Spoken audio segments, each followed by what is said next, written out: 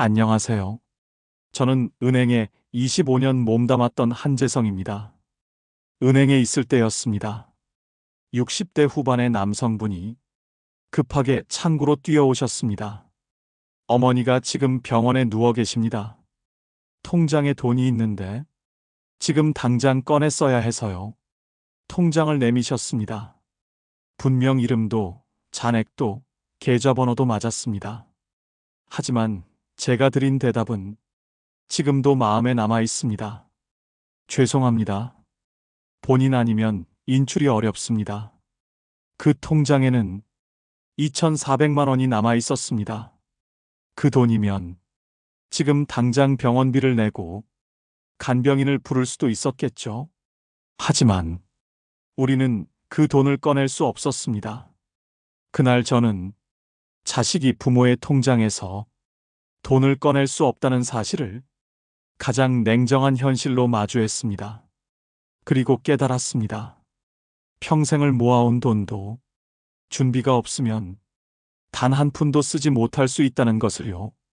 이 영상은 그날의 경험을 잊지 못한 제가 수많은 어르신들을 상담하며 계속 들었던 고민을 정리해 전해드리는 이야기입니다. 통장을 여러 개 갖고 계신 분들, 혹은 자녀에게 미리 아무 말도 안 해두신 분들, 그리고 혹시라도 난 건강하니까 아직 괜찮아 라고 생각하고 계신 분들, 이 영상이 꼭 필요한 이야기일 수 있습니다. 지금부터 말씀드릴 내용은 단순한 금융 정보가 아닙니다. 지금 알아두면 당신 가족의 삶을 지킬 수 있는 진짜 준비법입니다. 끝까지 함께 들어주시고 도움이 되셨다면 좋아요와 구독도 부탁드립니다. 그럼 지금부터 시작하겠습니다. 이 상황을 처음 겪는 분들은 이렇게 말씀하십니다. 가족인데 왜 돈을 못 꺼내죠? 부모님 통장인데 자식 있으면 되는 거 아닌가요? 하지만 현실은 그렇게 간단하지 않습니다. 가장 큰 이유는 금융실명제 때문입니다. 1993년부터 대한민국의 모든 금융거래는 본인 명의로만 할 수 있게 바뀌었습니다. 아무리 가족이라도 본인 동의 없이는 돈을 인출할 수 없습니다. 심지어 잔액 조회를 해달라고 해도 법적으로 막혀 있습니다. 그리고 여기에 개인정보보호법이 더해지면서 가족 간에도 정보 확인이 거의 불가능해졌습니다. 이건 은행의 문제가 아닙니다. 법이 그렇게 정해져 있습니다. 또 하나 중요한 사실이 있습니다. 통장은 시간이 지나면 휴면 상태가 될 수 있습니다. 1년 이상 거래가 없고 예금 만기까지 지나면 그 통장은 자동으로 휴면 계좌가 됩니다. 이때부터는 은행 창구에서 바로 인출할 수 없습니다. 서민금융진흥원이라는 기관을 통해 별도 절차를 거쳐야 찾을 수 있습니다. 이 절차도 본인 확인이 되어야만 가능합니다. 가족이 대신할 수는 없습니다. 게다가 고령자분들 중에는 통장이 여러 개 있는 걸 잊어버리는 경우가 많습니다.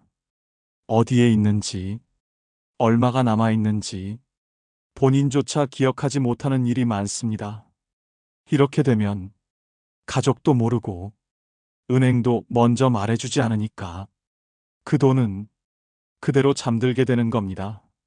문제는 여기서 끝나지 않습니다. 돌발 상황, 예를 들어 치매나 의식 불명 상태가 되면 가족이라도 아무것도 할 수 없게 됩니다. 이런 현실이 지금 수많은 가정에서 벌어지고 있습니다. 그리고 저는 이런 장면을 은행 창구에서 수없이 봐왔습니다. 통장이 많을수록 더 위험해질 수 있습니다. 많은 분들이 이렇게 생각하십니다. 나는 통장이 많아서 오히려 안전하다. 여기저기 나눠두면 더 든든하지. 하지만 제가 본 현실은 그 반대였습니다. 통장이 많을수록 오히려 위험은 커졌습니다. 그 이유는 너무 간단하면서도 생각보다 무섭습니다. 기억이 흐릿해지기 시작하면 통장이 어디에 있는지조차 몰라지기 때문입니다. 실제로 은행 상담 이런 말씀을 자주 들었습니다. 내가 분명히 저축해뒀는데 어느 은행이었더라? 통장이 몇 개인지는 모르겠고 비밀번호도 기억이 안 나요. 처음엔 장난처럼 들릴 수 있습니다. 하지만 이게 반복되면 그 돈은 아무도 찾지 못하게 됩니다. 가족도 모릅니다. 본인도 있습니다. 은행은 먼저 말해주지 않습니다. 그렇게 통장은 잠든 채로 남습니다. 어르신들이 자주 하는 말이 있습니다. 내 돈은 내가 직접 관리해야 마음이 놓이지. 자식한테 미리 말하면 나중에 신경 쓰이게 될까봐. 이런 마음, 저도 충분히 이해합니다. 하지만 그렇게 혼자 관리하신 통장이 훗날엔 그 누구도 건드릴 수 없는 계좌가 되기도 합니다. 심지어 가족이 돌아가신 뒤에야 통장이 여러 개 있다는 걸 알게 되는 경우도 있습니다. 그 통장을 찾고 잔액을 확인하고 상속 절차까지 밟는데 수개월, 길게는 수년이 걸리기도 했습니다. 더 큰 문제는 그 과정에서 가족 사이에 오해와 다툼이 생긴다는 점입니다. 이 통장은 원래 누구 거였지? 엄마가 이건 내 몫이라고 말했었는데 말로만 남은 기억은 증거가 되지 않습니다. 통장이 많아도 정리되지 않은 상태라면 그건 위험 요소가 됩니다. 오히려 정리된 소수의 계좌가 노후에는 훨씬 안전하고 효율적입니다. 이제부터는 현실적으로 어떤 준비를 해야 하는지 하나씩 짚어드리겠습니다. 우선 가장 먼저 해야 할 일은 내 통장이 몇 개인지 파악하는 것입니다. 생각보다 많은 분들이 통장이 몇 개인지도 정확히 모르십니다. 오래전에 만든 통장, 보험 들면서 연계된 통장, 자동이체만 쓰는 통장 이렇게 나누다 보면 7개, 10개가 넘어가는 경우도 있습니다. 통장이 많은 건 나쁜 게 아닙니다. 문제는 그 통장이 제대로 관리되지 않고 그대로 방치되어 있을 때 생깁니다. 그래서 지금 다음 4가지를 확인해 보시기 바랍니다. 첫째, 통장의 개수를 정확히 세어보세요. 가장 쉬운 방법은 계좌정 보통합 관리 서비스를 이용하는 겁니다. 인터넷이나 스마트폰에서 내 계좌 한눈에라고 검색하시면 모든 은행 계좌를 한 번에 조회할 수 있습니다. 본인 인증만 하면 숨은 통장까지 다 확인할 수 있습니다. 둘째, 통장마다 최근 사용 시점을 확인하세요. 1년 이상 거래가 없었다면 휴면 상태일 가능성이 높습니다. 그런 통장은 지금 다시 거래를 해두시는 것이 좋습니다. 소액이라도 입금하거나 자동이체를 걸어두면 계좌가 살아있게 됩니다. 셋째, 비밀번호와 출금 방식을 기억하고 계신지 점검해 보세요. 많은 분들이 비밀번호를 잊은 채 통장을 그냥 두고 계십니다. 이럴 경우 갑자기 쓸 일이 생겼을 때 시간이 걸릴 수밖에 없습니다. 특히 고령자분들 중에는 비밀번호를 종이에 써서 보관하거나 기억에 의존하시는 경우도 많습니다. 가장 안전한 건 신뢰할 수 있는 가족과 함께 정리해두는 것입니다. 넷째, 자동이체와 연결된 계좌를 정리하세요. 전기요금, 보험료, 구독 서비스 등 다양한 항목이 여러 통장에서 빠져나가는 경우가 많습니다. 이걸 하나의 통장으로 모아두면 통장 관리를 훨씬 쉽게 할 수 있습니다. 불필요한 자동이체가 계속 나가고 있는지도 이참에 꼭 확인해 보시기 바랍니다. 이렇게 4가지 점검만 해도 앞으로 닥칠 많은 문제를 미리 막을 수 있습니다. 이건 시간이 오래 걸리지 않습니다. 단 하루 마음 먹고 정리만 해도 내 노후의 안정감이 달라집니다. 휴면 계좌에 대해 잘못 알고 있는 진실과 오해에 대해 알아보겠습니다. 혹시 이런 생각 해보신 적이 있으신가요? 통장에 돈이 있으니까 그냥 두면 언젠가 꺼내 쓸 수 있겠지. 하지만 그게 꼭 그렇지는 않습니다. 통장은 시간이 지나면 그냥 잠들어 버릴 수도 있습니다. 이걸 휴면 계좌라고 부릅니다. 휴면 계좌는 1년 이상 거래가 없고 예금 만기까지 지난 계좌를 말합니다. 예를 들어 통장에 100만 원이 들어 있었는데 1년 넘게 입출금이 없고 만기 날짜도 이미 지났다면 그 통장은 자동으로 휴면 상태가 됩니다. 이제부터는 은행 창구에 가도 그 자리에서 인출이 불가능합니다. 많은 분들이 이걸 몰라서 당황하십니다. 통장이 있는데 왜 못 꺼내요? 내 돈인데 왜 절차가 이렇게 복잡하죠? 하지만 이건 은행이 돈을 숨기려는 게 아닙니다. 법적으로 정해진 절차가 있기 때문입니다. 그럼 어떻게 해야 할까요? 휴면 계좌에 있는 돈을 찾기 위해선 서민금융진흥원이라는 곳에 신청을 해야 합니다. 휴면예금 찾아줌이라는 사이트나 앱을 통해 본인 인증을 하고 찾을 수 있는 금액을 조회하실 수 있습니다. 한 번도 써보지 않은 분들도 한 번은 꼭 들어가 보시기 바랍니다. 생각보다 많은 분들이 수십만 원에서 많게는 수백만 원까지 깜빡하고 지나친 경우가 있었습니다.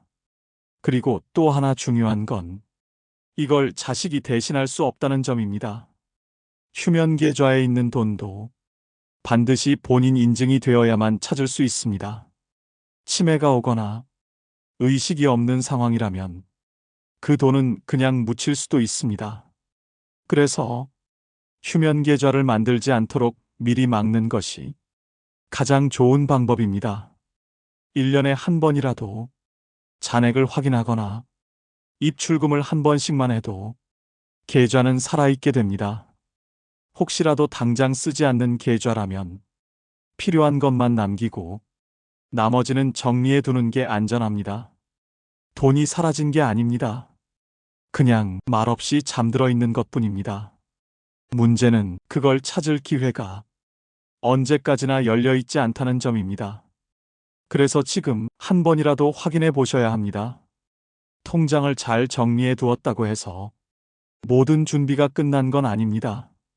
가장 큰 문제는 내가 직접 돈을 꺼낼 수 없을 때입니다.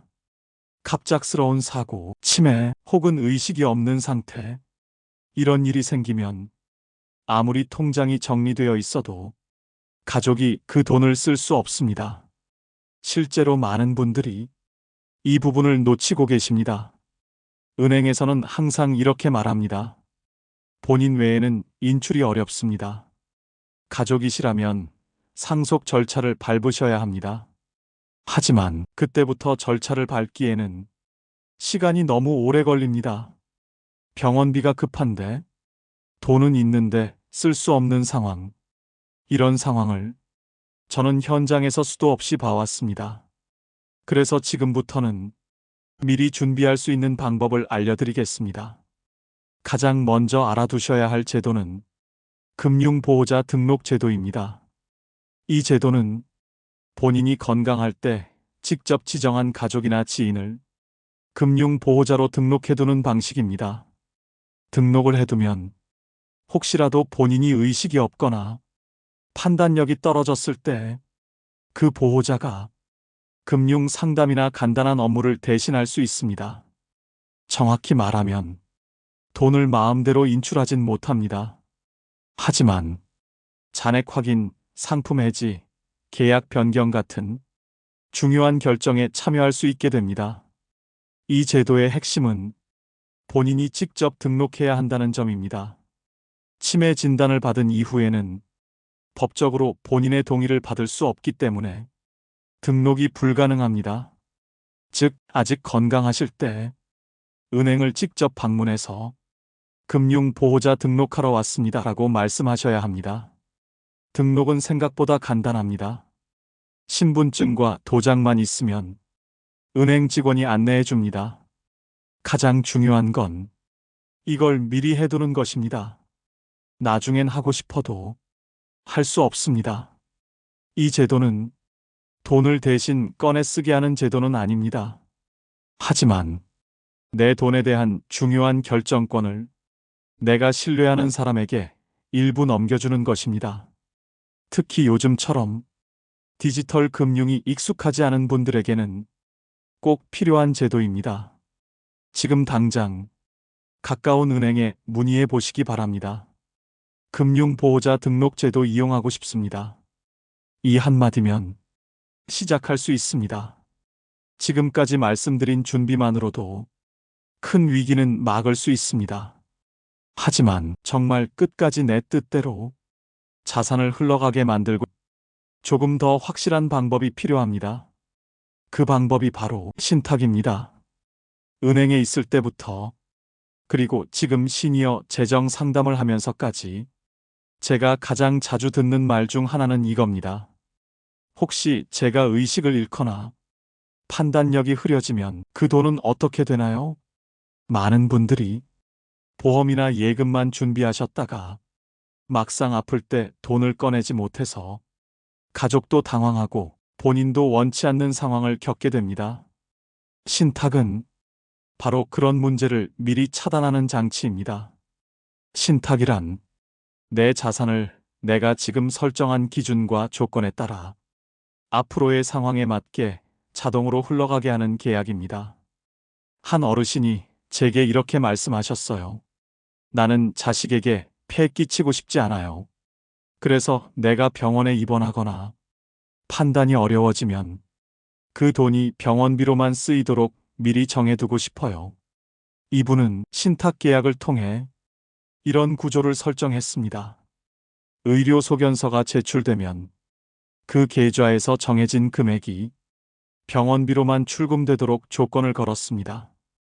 또 다른 분은 나는 큰 돈은 없지만 앞으로 몇 년간은 안정적으로 생활비가 나왔으면 해요. 라고 하셨습니다. 그분은 신탁을 통해 매달 일정 금액이 자동 인출되도록 설정하고 남은 금액은 장례 이후 정해진 가족에게 넘겨지도록 구성했습니다. 이런 설정은 은행과의 상담만으로 충분히 가능했습니다. 신탁의 장점은 내 자산이 단절되지 않고 원하는 목적에 맞게 흘러가도록 사전에 통제할 수 있다는 점입니다. 어떤 상황에서도 내가 평소에 원하던 방식으로 자산이 쓰일 수 있다는 것. 이건 보험이나 일반 통장으로는 도저히 만들 수 없는 구조입니다. 많은 분들이 그건 몇 억 자산 있는 분들만 가능하지 않나요? 하고 물어보십니다. 과거엔 그랬습니다. 그런데 지금은 아닙니다. 은행과 협약된 신탁 상품 중 단기 의료비, 노후 생활비 목적으로 실용적 규모에 맞춘 계약도 얼마든지 설계할 수 있습니다. 특정 금액이 아니라 상황에 맞는 맞춤형 흐름을 만들어두는 구조라고 보시면 됩니다. 신탁을 시작하고 싶은데 막막하신 분들은 이 한 문장만 기억해 주세요. 신탁 관련 상담을 받아보고 싶습니다. 이 말 한마디면 은행이나 금융사에서 전문 상담을 통해 당신 상황에 맞는 설계안을 제시해 줄 겁니다. 신탁은 법적으로도 매우 탄탄한 구조입니다. 미리 설정된 조건과 문서가 있기 때문에 가족 간 다툼을 줄이고 자산 흐름의 혼란도 방지할 수 있습니다. 저는 신탁을 이렇게 설명드립니다. 내가 나중에 말하지 못할 때를 대비해 지금 할 수 있는 마지막 말 한마디를 문서로 남겨두는 일, 그게 바로 신탁입니다. 이제 신탁은 멀고 어려운 제도가 아닙니다. 내가 사랑하는 사람에게 불필요한 부담을 남기지 않기 위한 책임 있는 준비의 한 방식일 뿐입니다. 지금 시작하셔도 절대 늦지 않습니다. 제가 상담을 하다 보면 이런 말씀을 하시는 분들이 많습니다. 우리 어머니가 치매 판정을 받으셨는데 지금이라도 뭔가 정리할 수 있을까요? 안타깝지만 제가 드릴 수 있는 대답은 하나입니다. 이제는 늦었습니다. 금융보호자 등록이든 신탁계약이든 모든 절차는 본인의 판단 능력이 있을 때만 가능합니다. 치매 진단을 받는 순간부터 법적으로 본인의 동의를 받을 수 없는 상태가 됩니다. 이제는 본인 명의로 어떤 결정도 내릴 수 없게 됩니다. 그럼 가족이 대신할 수 없냐고요? 그 역시 마음대로 되는 일이 아닙니다. 가족이라도 법적인 대리권이 없으면 아무것도 할 수 없습니다. 은행은 이렇게 말합니다. 가족이시라면 후견인 선임 절차를 진행하셔야 합니다. 후견인 제도는 가족 중 한 명이 법원에 신청해서 공식적으로 대리인이 되는 제도입니다. 하지만 이 과정은 간단하지 않습니다. 서류도 많고 시간도 오래 걸립니다. 무엇보다 가족끼리 누가 맡을지 결정이 안 되면 분쟁이 생길 수도 있습니다. 제가 실제로 상담한 한 사례에서는 어르신이 갑자기 치매 판정을 받으셨고 자녀 세 분이 서로 다른 생각을 하고 있었습니다. 누가 어머니의 돈을 관리할지, 어떤 방향으로 쓸지 합의가 안 돼서 결국 법원까지 가게 됐습니다. 그 사이 병원비는 계속 나가고 있었고 통장에서 돈은 못 꺼내고 있었습니다. 이런 일이 생기면 가족들 모두가 힘들어집니다. 그동안 평생 모은 돈이 있는데 그걸 앞에 두고도 아무도 꺼내 쓸 수 없다는 현실. 이게 생각보다 자주 일어나는 일이라는 걸 저는 알고 있습니다. 그래서 늦기 전에 준비해야 한다는 말이 나오는 겁니다. 아직 건강할 때, 판단이 또렷할 때, 내 돈에 대한 결정권을 미리 설정해 두는 것. 그게 가족을 위한 일이고, 결국 나 자신을 지키는 길이기도 합니다. 사람은 누구나 갑작스러운 상황을 맞을 수 있습니다. 하지만 대부분의 준비는 갑자기 할 수 없다는 것을 기억해 주세요. 지금 이 순간 생각하고 결정할 수 있을 때가 유일한 기회일 수도 있습니다. 지금까지 이야기를 들으시면서 이런 생각이 드셨을 겁니다. 다 맞는 말인데 막상 뭐부터 해야 할지 모르겠다. 그래서 지금부터 한 걸음씩 따라할 수 있는 준비 순서를 알려드리겠습니다. 첫째, 통장부터 정리하세요. 지금 가지고 있는 통장이 몇 개인지 하나하나 꺼내서 확인해 보세요. 언제 마지막으로 사용했는지, 현재 잔액이 얼마인지, 비밀번호는 기억하고 있는지, 기록을 남기면서 불필요한 계좌는 정리하고 자주 쓰는 계좌는 따로 표시해 두시는 게 좋습니다. 둘째, 자동이체와 연결된 계좌를 한 군데로 통합하세요. 보험료, 공과금, 휴대폰 요금, 이런 것들이 여러 통장에서 빠져나가고 있으면 나중에 관리가 어려워집니다. 가급적이면 한 계좌로 모아서 생활비 통장과 저축비상금 통장 정도로만 나눠두는 것이 효율적입니다. 셋째, 휴면 계좌가 있는지 확인하세요. 계좌 정보 통합 관리나 휴면 예금 찾아줌 서비스를 통해 내 이름으로 된 계좌를 모두 조회해 보세요. 1년 이상 사용하지 않은 계좌가 있다면 작은 금액이라도 입금하거나 더 이상 쓰지 않을 거라면 해지하고 깔끔하게 정리해 두는 게 좋습니다. 넷째, 금융보호자 등록을 고려해 보세요. 이건 하루라도 더 건강하실 때 직접 은행을 방문하셔야 할 수 있습니다. 신분증과 도장만 챙기시고 은행 직원에게 금융보호자 등록하러 왔습니다. 이렇게 말씀하시면 됩니다. 가족 중에 가장 믿을 수 있는 분과 함께 가셔서 앞으로의 상황까지 미리 상의해 두는 것이 중요합니다. 다섯째, 신탁 제도를 상담 받아보세요. 혹시라도 치매나 사고가 걱정된다면 미리 신탁을 설정해 두는 것도 방법입니다. 요즘은 은행에서도 노후를 위한 간단한 생활비 신탁 상품이 많아졌기 때문에 너무 어렵게 생각하지 않으셔도 됩니다.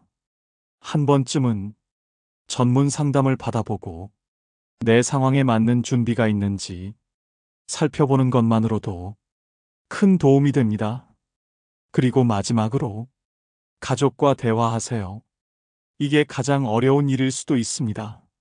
하지만 가장 중요한 준비는 혼자 할 수 없습니다.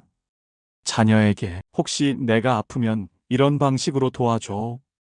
이 통장은 병원 비용으로 쓸 수 있게 해놨어. 그렇게 한마디만 전해두는 것도 큰 의미가 됩니다. 가족도, 상속도, 계좌도 준비된 상태에서 맞이하는 노후는 불안이 아니라 안정과 평온으로 이어집니다. 지금이라면 준비할 수 있습니다. 그리고 지금이 가장 빠른 시점입니다. 오늘 저는 돈을 불리는 방법보다 지키는 방법을 이야기했습니다. 더 정확히 말하자면 내가 쓰지 못하게 될 때에도 내 돈이 나를 위해 쓰이게 만드는 방법을 함께 고민해 본 시간이었습니다. 우리는 누구나 갑작스러운 상황을 마주할 수 있습니다.